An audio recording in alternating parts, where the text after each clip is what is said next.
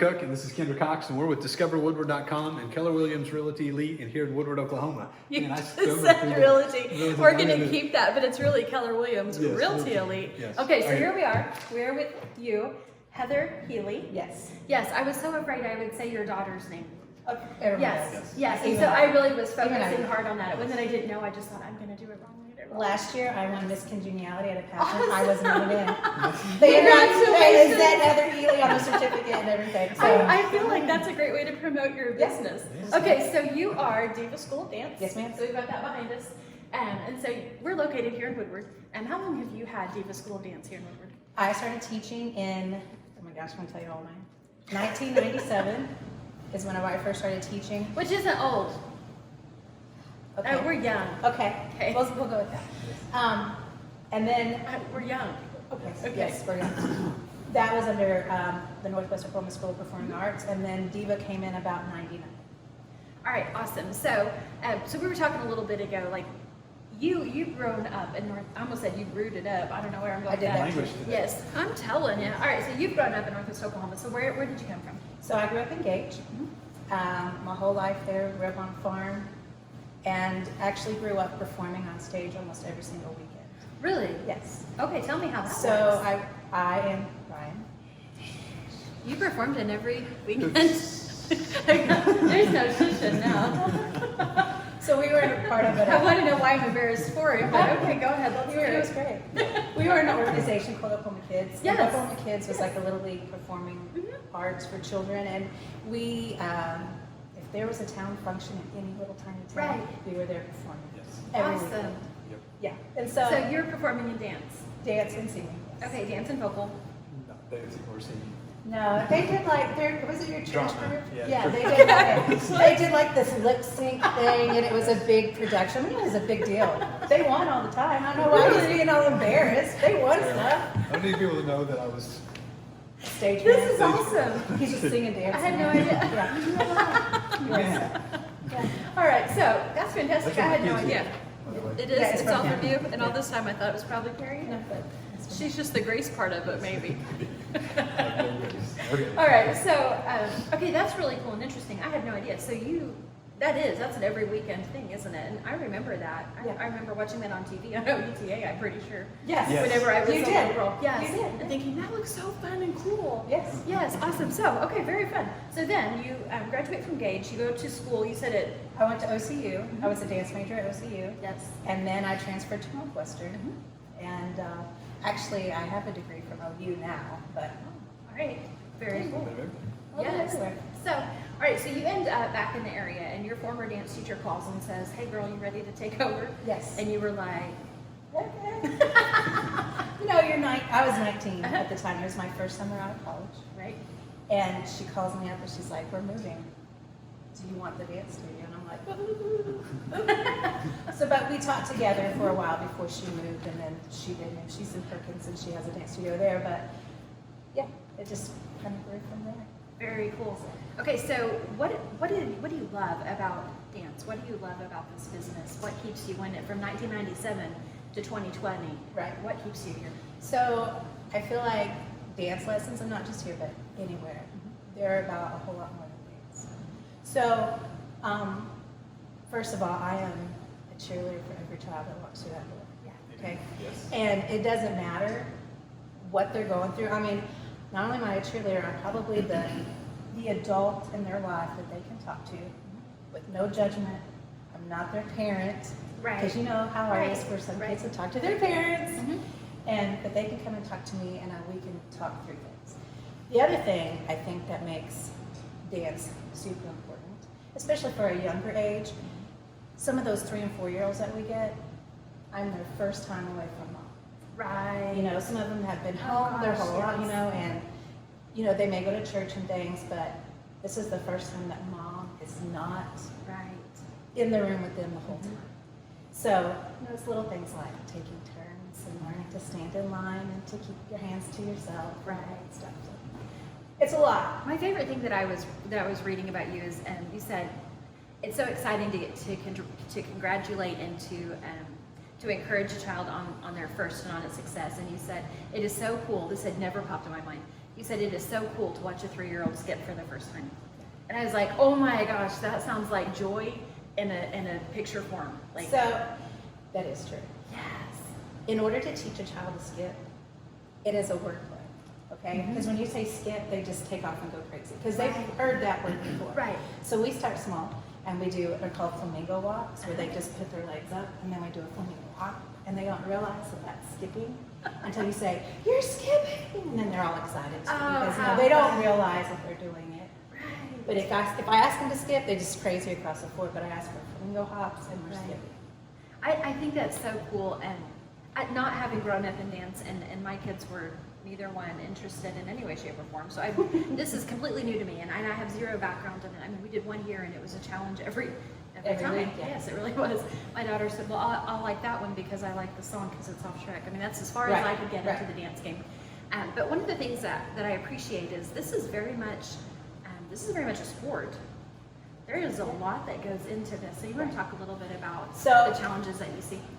A lot of times, people ask me, why do we compete? So we go to competitions, right? And they're like, why do we travel hundreds of miles and spend all this money on a hotel room and all this food for them to be on stage for 2 minutes and 50 seconds? Because that's our time, 2 minutes and 50 seconds. Usually it's less than that. Why do we do that? But you have to liken it to a sprinter who works really hard for 10 seconds. Right. So they're gonna run a 100-meter dash, you gotta do it in 10 seconds, right? Right. So it's the same thing, but not only are you running that 100-meter dash full speed for 2.5 minutes, you're also making it look pretty and graceful and effortless. That is hard. That's a challenge right there. That is the sport combined with the art. That's very cool. I had not thought of it like Oh, that. yes. Yes. He's had that Yes. conversation with me. I mean, I'm like, are you sure we have to drive clear to Tampa? Not Tampa. This is your problem. Lubbock, Texas? Are you serious? Yeah. It's like the other side of the world. Yeah. That's funny. All right. So with those challenges, though, come huge successes. Right. So you've got some girls going to nationals right now. Right. So I have 2 dancers right now that will represent Dance Masters of America, Chapter 35, which is the Lone Star chapter.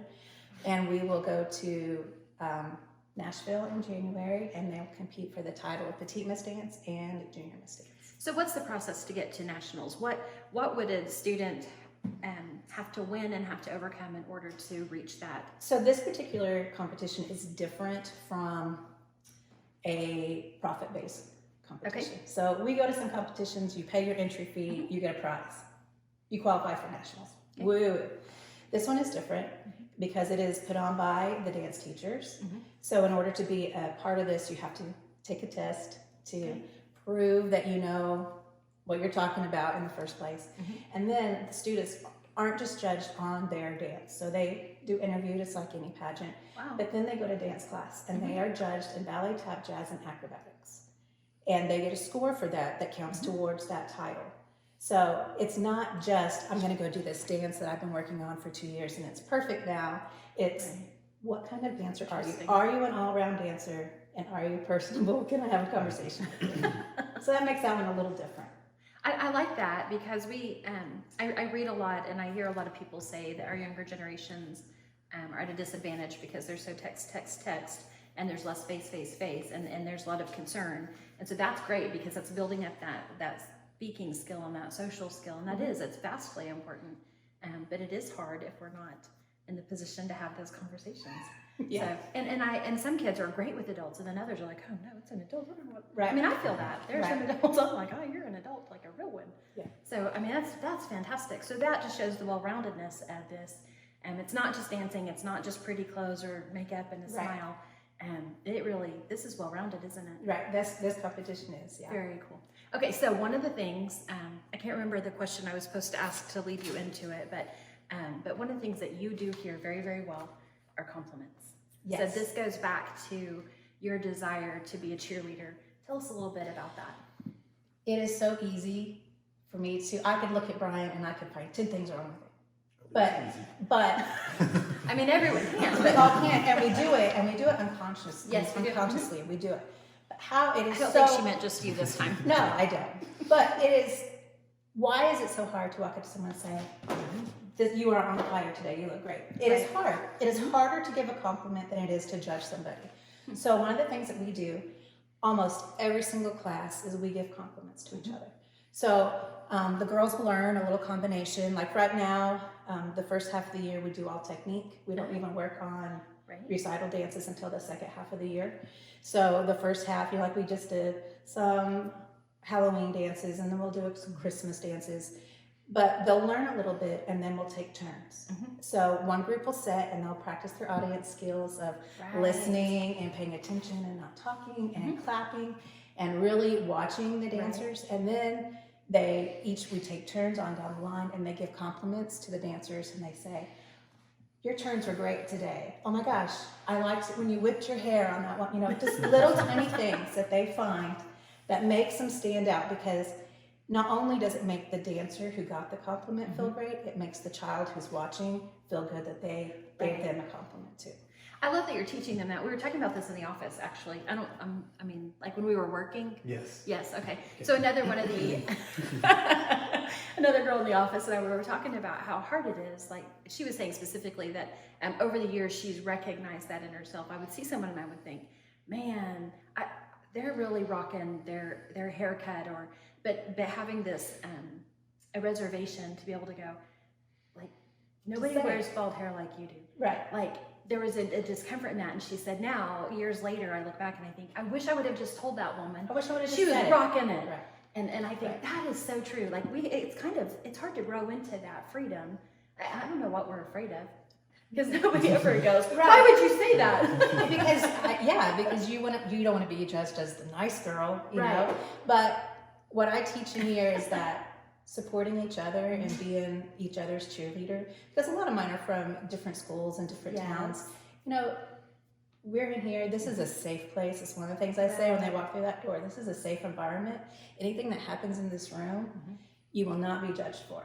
Right. So that's where you come out of that shell from being this little timid, quiet person, and you walk in here and you just give it to me. All of it, just lay it out here, because this is a safe place and no one's going to say a word, because we're all doing it. And trust me, nobody is watching you. It's when you quit dancing, that's when everyone stops and stares. But if you're moving, nobody is watching. Very cool. I love it. Yes. So you had something else that you wanted me to hit? You've got some employees. I do. Oh, yes, please. Yes. So I have 2 employees besides myself. Miss Catherine Shore has been with me for several years. First of all, I got to be her mother in the Nutcracker when she was 8 years old, years and years ago. And then she was one of my dance students growing up. And then after she came back from college, she started teaching here. She teaches ballet and jazz in the intermediate level. And she is my cleaner, which means all of my competition kids, soloists, meet with her every week, and she cleans their routines. Right. And she is the reason why when we go, I do the choreography and we change some things, but she is the one that makes sure they practice every single week. And if something looks wonky, she's the one that's tidies it up. Yeah, she's my cleaner. Awesome. My other employee is my daughter, Hannah Healy, and she is actually a dance education major at UCO right now. And she comes to us through Zoom and YouTube every week. Couldn't think of the word YouTube. Through YouTube every week, and she teaches all our hip hop classes. Awesome. Very cool. That's awesome. Technology and dance. I know. All right, so tell us what kind of classes, age groups that you work with. Just go through one more time the different genres of dance. Is that the right term? That's the right. All right, tell us how we would get a hold of you. So I teach from 3 and up. I do take them a little younger if they're potty trained. So you're over 3. I was going to ask if there were adult classes. Sometimes. I teach ballet, tap, jazz. Boss. Yeah. Game on. Ballet, tap, jazz, acro, lyrical, and point. What is lyrical? Lyrical is telling a story through movement. Oh, so okay, lyrical gotcha. is like you're flowing. It could be a mixture of ballet. Yes. Is that when the ribbons happen? I feel like this is probably for Brian. That would be a no. Oh. Rhythmic gymnastics that happens, but not in lyrical dance. No. So. Well, it's not for Brian then. No, it's storytelling. Either no, you you're have a lyrical. He's more of a contemporary dancer where he doesn't have to point his toes. Well, that might be, but I feel like if we're going to challenge, Ryan. Okay. Nice. And to get a hold of me, you can go to our website, fill out the informational page there. Call me, text me at 580-256-0133, or email me. There's plenty of ways to get a hold of me. Awesome. We really appreciate you taking some time, because really this has been very educational for me, and I love it. So keep challenging and keep encouraging our kids. I try. Thank you. Yep.